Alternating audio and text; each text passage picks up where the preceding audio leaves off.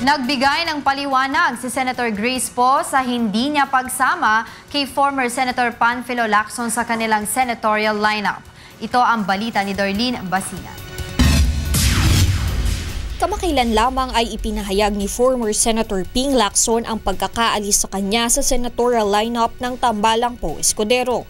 Ayon kay Lacson, inalok siya noon ni Poe na isama sa lineup sa 2016 elections.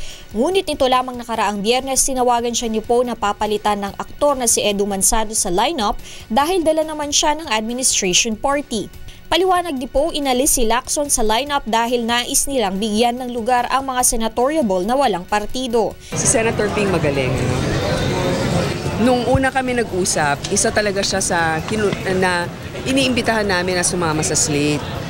Kaya lamang po, nung nag-file na, nakita namin na ang isang administration party, dinadala na siya, tapos ang isang malakas din na opposition party, katulad ng una, dala rin siya. Naniniwala si Poe na sa dalawang malalaking partidong kinabibilangan ni Lacson ay makukuha na nito ang kinakailangang suporta sa kanyang kandidatura. Nang tanungin ang senadora kung payag siyang magsama sa kanyang senatorial lineup ng mga guest candidate, ito ang kanyang naging sagot. Pero alam mo, ang gusto ko kasi sa aming ticket, importante kung ano ang kanilang advokasya at unification. Hindi naman porket nagaling sila sa ibang partido, basta may mayaambag sila. Maganda syempre na kami ang kanilang susuportahan sapagkat parang awkward naman na sasama kayo sa amin.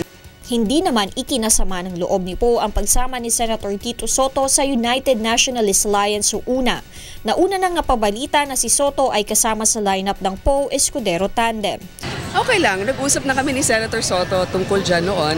Ang sabi naman niya, ako yung kanyang dinadalang Pangulo, pero siya ay guest candidate na ng una.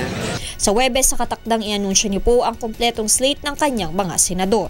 Darlene Basinan, UNTV News Worldwide.